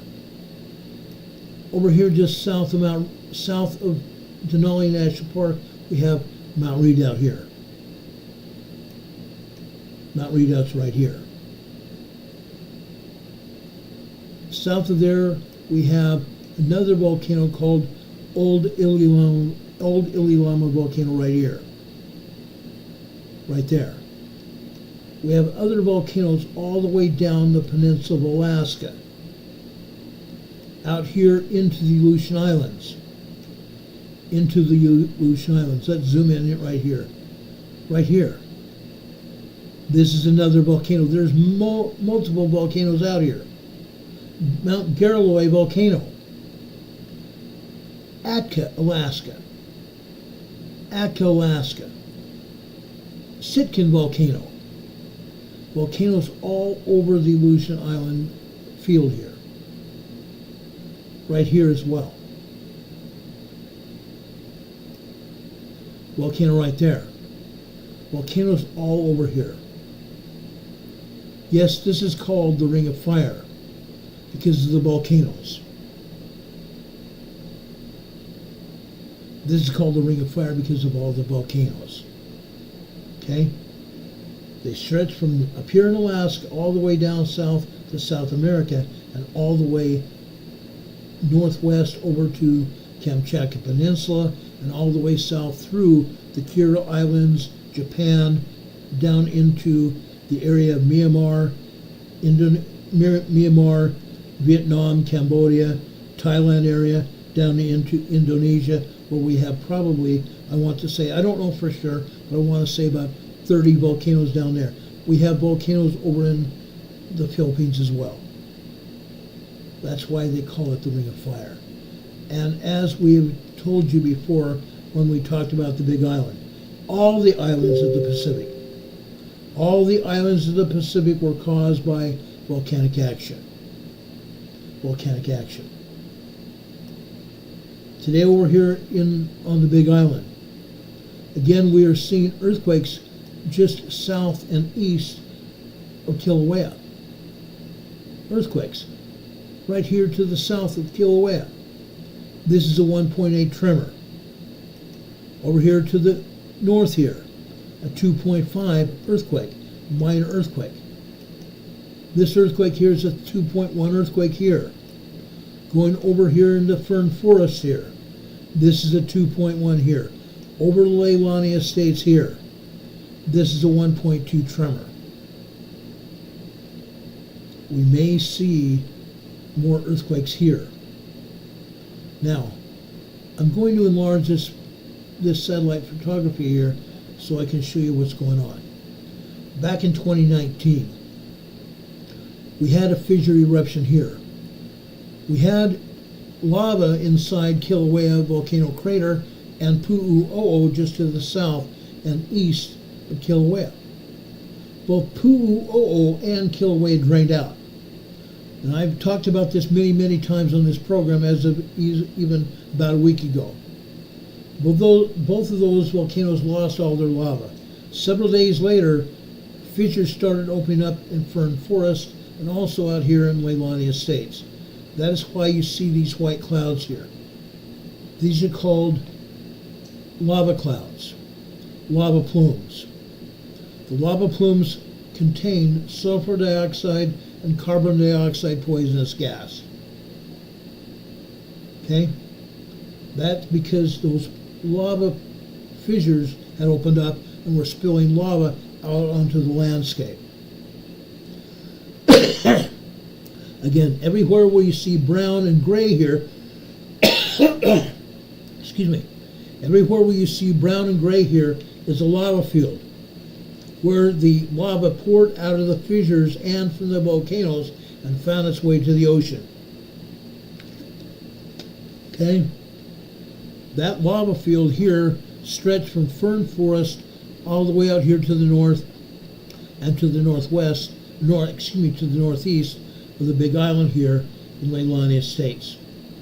The lava field burned down, completely destroyed 1,500 homes and changed people's lives forever.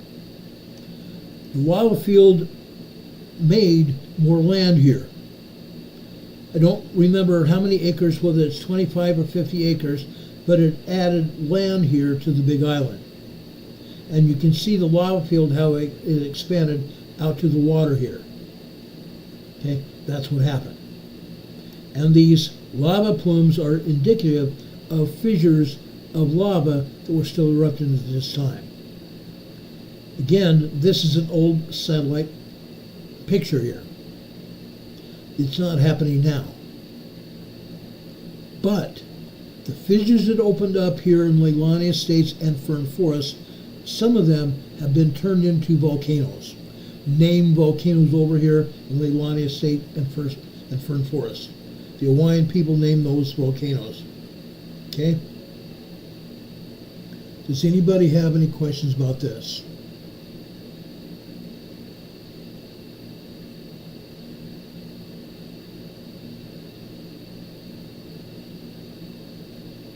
Bart Deloche says that is why Hawaii is very heavy on geothermal.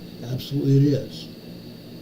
The Hawaiian people have drilled into the upper magma chambers of these volcanoes to harvest steam, to power turbines, to generate hot water and electrical energy to the islands. Okay, that's how they do it. That's how they do it. In some areas they also harvest electricity from the mainland. Electrical cables running underneath the ocean to the islands. Okay?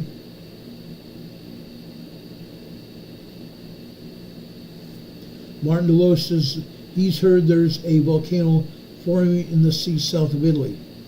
There's many volcanoes. The most active volcanoes over south of Italy. Let me bring this map over here and we'll show them to you.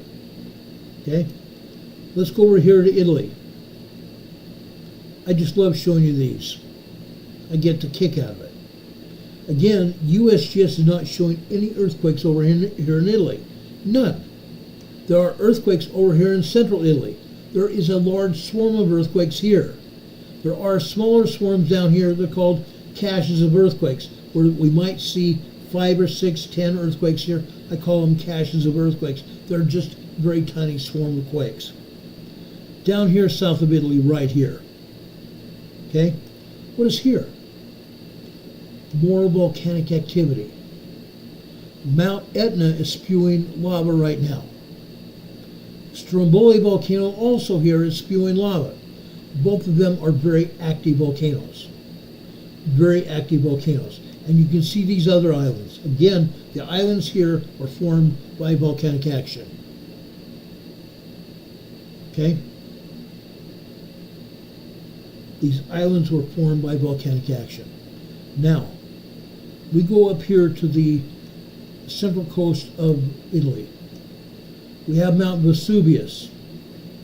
And I don't remember the name of the other volcanoes here, but there are several other volcanoes that are looking like they might erupt.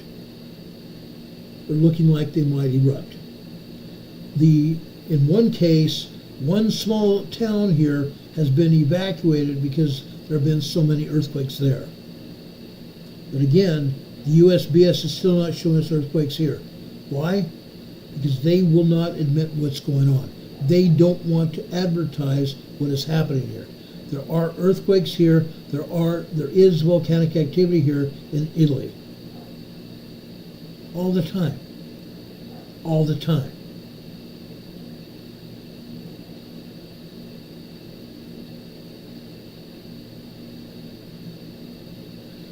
Okay, Richard, Demon Catman answered a question from Richard saying it is preparing eventually. Yes, absolutely it is.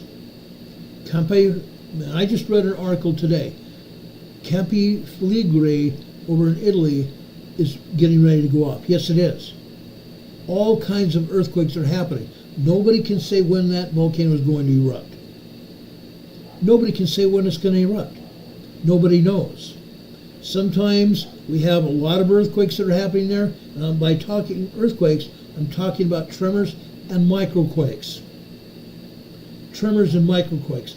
Rarely do they have anything 2.0 and larger. Rarely. They're having tremors and microquakes there. Yes, that small town just south of Campi Flegrei has been evacuated, but I think they've let people back in there now. Okay? There are volcanoes all over the place, guys. There are volcanoes everywhere. Okay?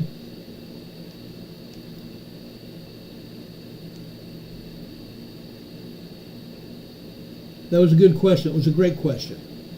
There are no dumb questions here. Again, there are no dumb questions at all. I want to make sure you're aware of that. Now, I'm going over here to the Caribbean. Okay? We have a hurricane out here in the middle of the ocean, middle of the Atlantic Ocean. That hurricane is now moving over here to Newfoundland and Nova Scotia. And I'm asking Richard to keep an eye on the weather there and let us know what is going on. Okay? Let us know what's going on with that hurricane.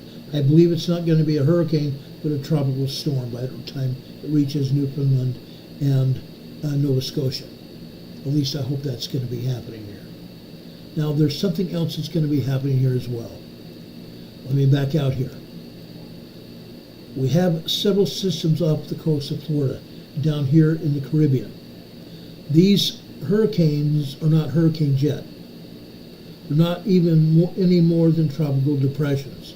However, they are ramping up. One of the reasons they're ramping up now is because up until now, we've had Saharan dust come over here from Africa.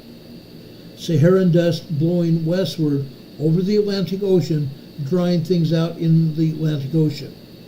That dust and dirt and sand is drying up over here in the Atlantic Ocean. That drying up is going to mean there's going to be tropical moisture here, and that tropical moisture is going to bring us tropical depressions, tropical storms, and hurricanes. Okay?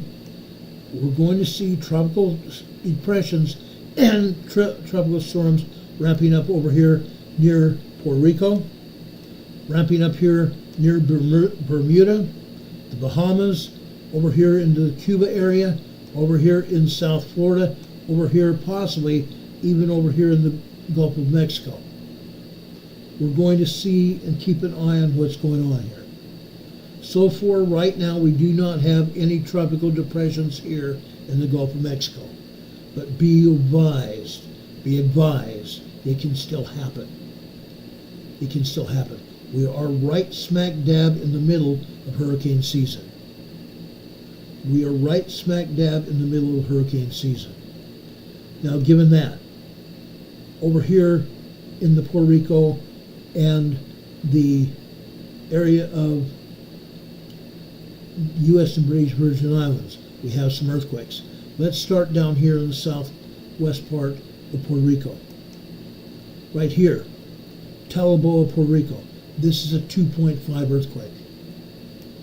Further west here along the coastline is Maria Antonia, Puerto Rico. This is a 2.4 earthquake here. Further west, Parguera, Puerto Rico here. This is a 2.8. The reason we are having earthquakes here is because way back in December, on December 26th and December 28th, 2019, there was a organization that I don't want to put out here on my program. I'm going to show you a picture, well, a note that I made of the facility that started off in the United States and now it's literally around the world. But this facility I'm about to show you is the cause of these earthquakes in southwestern Puerto Rico. I'm going to show you that right now. This group here, do not put this in the chat. I don't want to see this word in the chat. This organization right here lit up facilities in Norway, one in Russia, and one down in northwestern Australia. They triangulated Puerto Rico. They triangulated Puerto Rico. On December 26th, they caused an earthquake, an 8.0 earthquake to happen here in southwestern Puerto Rico. 2 days later, on December 28th, they caused an 8.4 earthquake here in southwestern Puerto Rico. The 8.0 was not good enough, so they targeted Puerto Rico again, causing loss of life, causing destruction of homes and businesses here in southwestern Puerto Rico and all over the island, causing loss of power. The second earthquake, and I'm going to zoom in here, the second earthquake happened right here. Actually happened over here in southwestern Puerto Rico, but down here along the coastline of southwestern Puerto Rico, there was a great big huge arch, a sandstone arch here. That sandstone arch was comparable to the Arches National Park in Utah. The Arches National Park in Utah. That second 8.4 earthquake destroyed that sandstone arch, demolished it. That sandstone arch was a monument, was a tourist trap, was a monument. And that earthquake destroyed it. Folks, this organization right here, I have no respect for. I have no respect for them because they use technology for destruction. They use technology for destruction. This is one of the reasons why I have no respect for our government, because our government allowed it to happen. Even though it was not a United States facility, our government allowed it to happen. It should never have happened, ever. It should never have happened. But December 26th, one day after Christmas,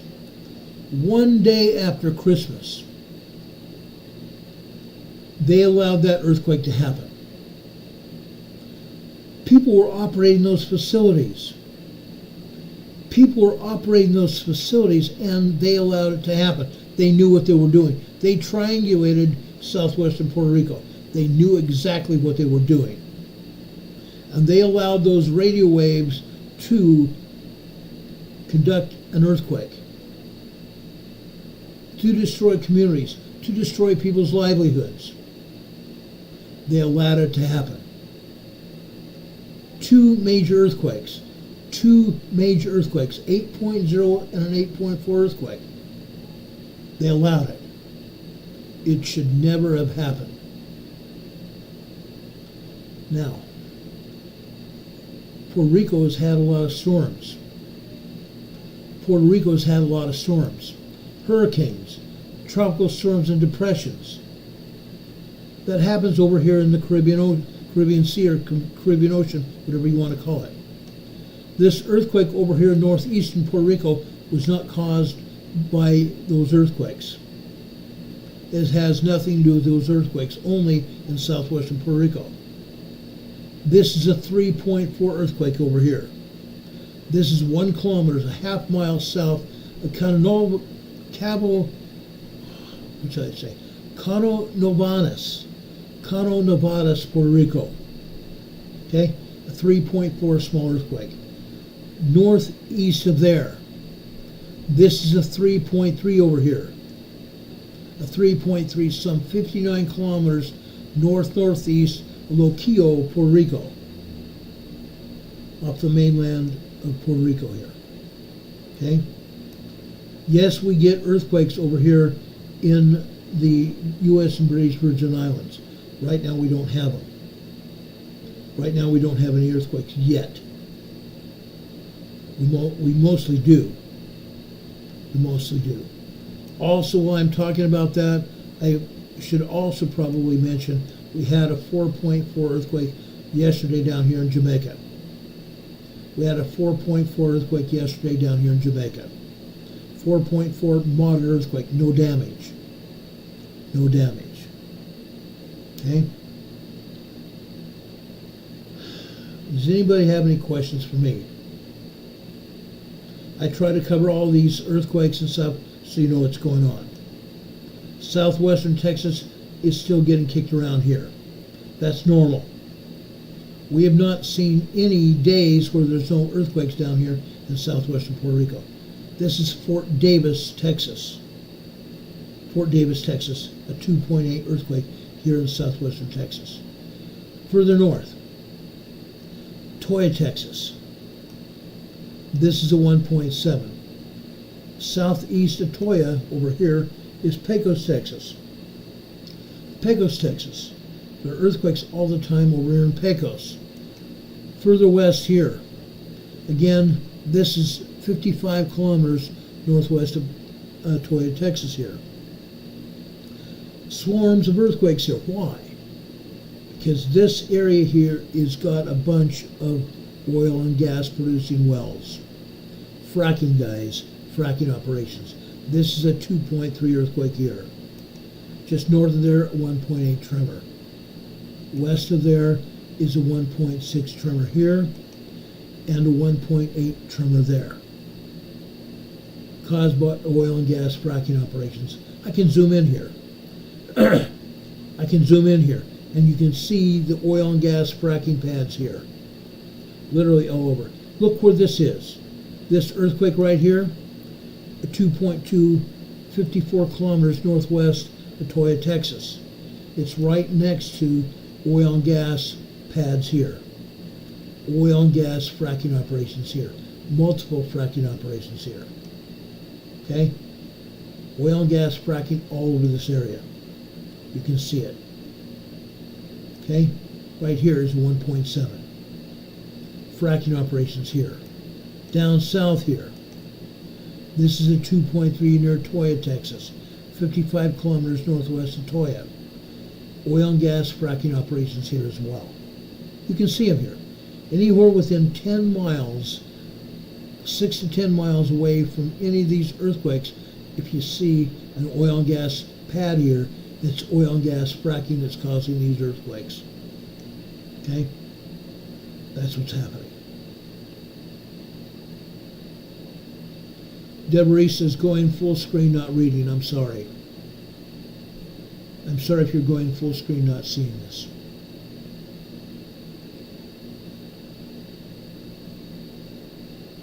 These earthquakes happen here all the time. Literally all the time.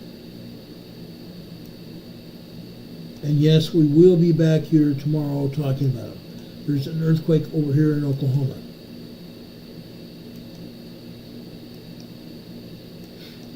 And they're not going to let me show it. It's in Minco, Oklahoma. It's a 2.0 earthquake in Minco, Oklahoma. USGS just shut down our ability to show you all the rest of these earthquakes up into the western part of the U.S., around the Rocky Mountains, Utah north. I'll show those to you tomorrow. Earthquakes will be back here tomorrow. Okay? Again, do any of you have any questions about anything we showed you?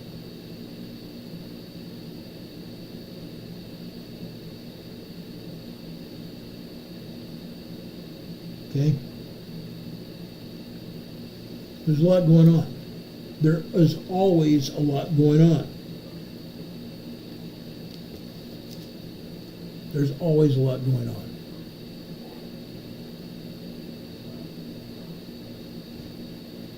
I've been here about 2 hours now. Does anybody have any questions about anything we talked about? Heidi Petrick is here. Thank you for being here, Heidi. We appreciate it. God bless all of you for being here. Please also, before you go, please give us thumbs up.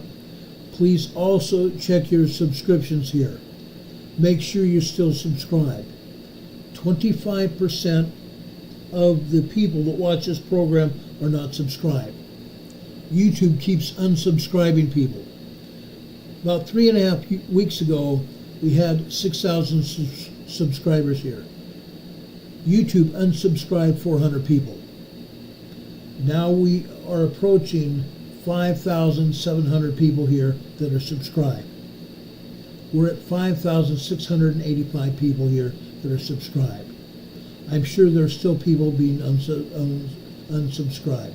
Please subscribe to this channel. We appreciate it. I'm not here just for the subscribers. I'm here for all of you. Everyone that comes here for information. That's why it's important to subscribe to this channel. And when you subscribe, whether it's you resubscribing or you subscribe to this channel, please also click on that notification bell. There's a little tiny bell there. Click on the notification bell. That will get you notified when we come on the air. Click on that bell and then click on the word ALL. YouTube says they will notify you. Not all the time. But that's a good start. Be advised, we always come on the air, or not always, I'm sorry, that's the wrong word. Most of the time we do come on the air between 6 p.m. and 7 p.m. weekdays. Sometimes it's a little bit later after 7 o'clock. But we will come on the air. Okay? If I don't come on the air, it's because I'm either sick or something else has happened. I don't like to leave anybody hanging. If I don't come on the air, I will put a notification note in the community page of the Emergency Management Associates network here on YouTube. On the community page, I'll put a blurb there that says whether we're going to be on the air that night or not. Okay? If we're not going to be on the air, you'll see a notification there. But I'm here. Monday through Friday, I'm here. On Saturdays, I'm also here if there's something going on. I try to take Saturdays off for my family. My family is very important. My wife and kids are very important to me. So I try to give them Saturdays, but not always. Even my wife, when we had that volcano erupt over in Kamchatka Peninsula, and we had that 7.8 earthquake that they downgraded to 7.0, which is tragic because USGS is full of crap. It was a 7.8 earthquake and I proved it. I came on the air Saturday to talk about that. Then Sunday morning early, we had a huge volcano, a huge volcanic eruption. I gave you that information tonight. Please, guys, keep your subscriptions checked. Check them every other day even, because YouTube undoes it. It's YouTube that's doing that. Check and make sure you subscribe and hit that notification bell. It's very important. Okay? Click on that like button, that thumbs up button. YouTube uses that as one of the analytical factors whether they're going to let anybody watch this program.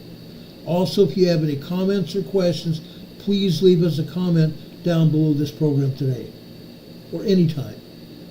Leave us comments. YouTube also looks at that. Also, if you're not here more than 10 or 15 minutes, you might as well not be here at all.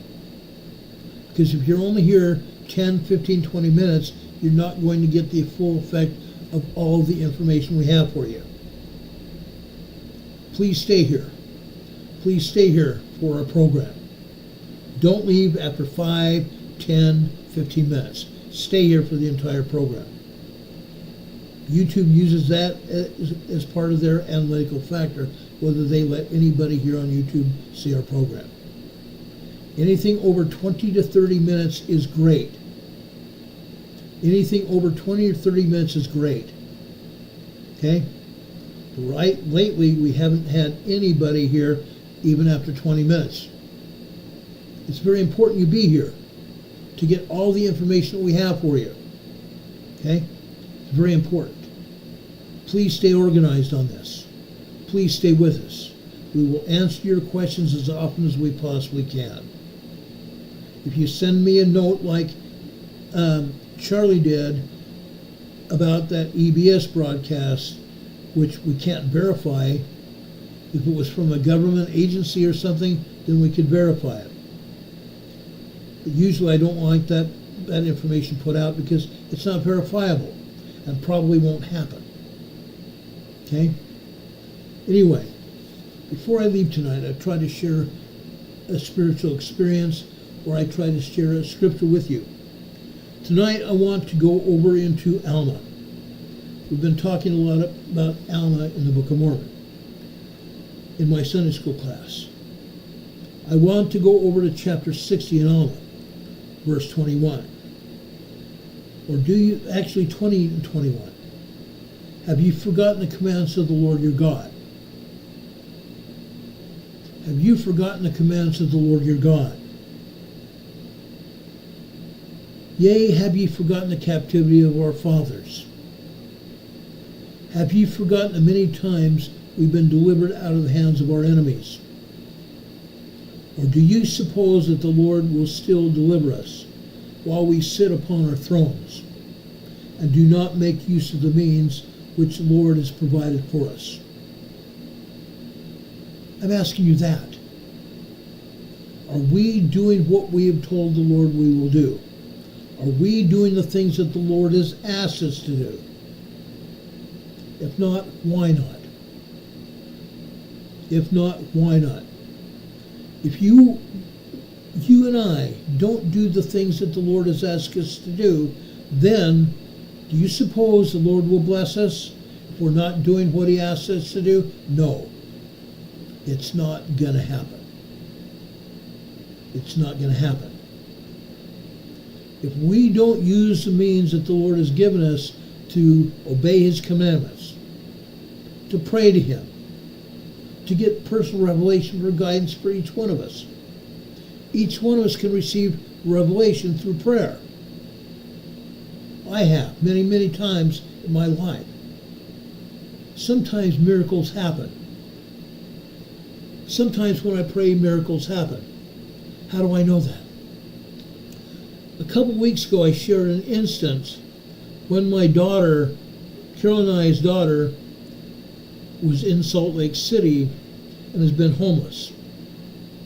She had previously been living with her father, and his wife kicked her out of the house. There was no rhyme or reason for it. She just kicked Katie out of the house. No reason. Katie was homeless. She had no money for gas for her car. Her registration had expired because her father has title of that car, and she has no way to get it registered. So the police in downtown Salt Lake towed her car away. Suddenly, they had everything that she had in the car. I prayed that night before the car was towed that the Lord would bless her, that she would not have to be necessarily homeless, even though she was. She was living in her car. But at least she had a place to stay. That night, the police towed her car. Before they towed it, I said a prayer, asking the Lord to bless Katie. He did. Even though her car was towed, a friend of hers also came by, did not realize Katie was homeless and living in her car. Her friend got the car out of the tow yard. $500 fine right there. Paid the tow charge. Also, Katie had problems with the car. Her friend fixed her brakes. Her friend also helped her with her ignition problems. Katie was blessed because I asked God to bless her. I asked God to bless her.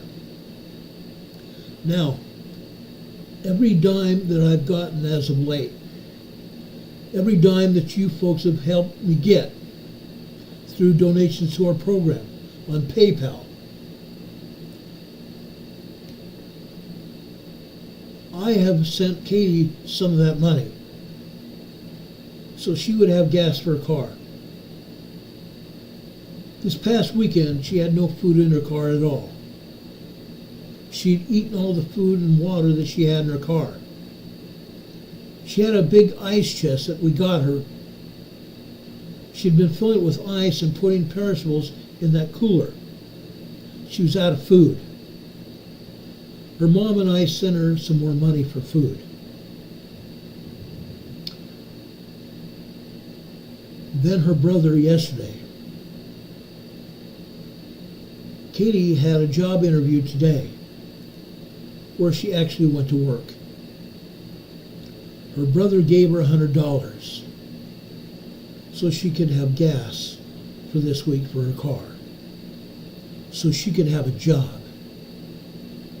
Brothers and sisters, it is my testimony that the Lord hears and answers prayers. You folks have helped me help others. A few weeks back when there was a hurricane hitting Texas, and so many people 4 people were killed and others were homeless, and property damage in Texas, I sent $200 of your money to Texas so people could get helped. I appreciate that. I appreciate all of you helping me do good for other people. And I will continue to send money to the Red Cross or other agencies to continue helping people now during the hurricane season and after that. When there's people in danger, I try to help them all the time. All the time. Like I said, I've been helping Katie. Her mom and I have been helping Katie because we love her. She's our family. Her brothers have also helped her, which we are very extremely grateful for. We hope she'll get on her feet. Now she's got a job. She had a job that after her stepmother kicked her out, she lost her job. Folks, it happens. But hopefully Katie will now have money necessary, 1, to keep her job, and 2, with her job helping provide money for her, she'll be able to get off the street hopefully very soon. I appreciate each and every one of you. I can appreciate each one of you because of your help, your love for me and my wife and family. Yes, you help keep the power on and help keep the internet on here so we can continue to broadcast this program. When I started this 5.5 years ago, I had no idea that it cost money to do a YouTube program. Bandwidth. I pay $240 a month for bandwidth to be able to do this program. I appreciate your support here. Many of you have sent me money in PayPal. Many of you sent Carol and I money in Super Chat. Super Chat, I get that money from YouTube about the 21st and 22nd of every month. If you want to help me, and to say this also is true, YouTube takes 40 to 45% of the money. They pocket it. If you send money to PayPal or to Venmo, I get almost 95% of it. 95% of it. I appreciate all that you do for me and my wife and family. I appreciate all that we've done for people over in Texas. And as we continue through this hurricane season, I hope we'll continue to be able to do that, to help people. Because people are humans. They are children of God. They are children of God. I ask the Lord to bless you. I ask the Lord to bless you and keep you, and pray that He will heal your hearts. We talked about that yesterday during our Sunday school program. I care about each one of you. I care about everyone. My wife and I pray for everyone here and people around the world because we care. Prayers are answered. May God be with you this day and always. If anything else happens tonight, we'll be back on the air to tell you about it as soon as the information becomes available. Until then, I hope you have a great night and a better tomorrow. We will be back here for sure tomorrow evening, sometime around 6 p.m., between 6 and 7 p.m. Eastern Time. Please tell your friends, your relatives, your families, your extended families, your neighbors, your friends, your social media contacts, and even the people you work with about our program. We greatly appreciate it. Help us grow this program so more and more people will be able to take advantage of what we're talking about. Everybody deserves to know about everything we talk about. We love you all. We love you all. God be with you until we meet again. I love each and every one of you. Have a good day, folks. God be with you until we meet again. Good night, everyone. Much love.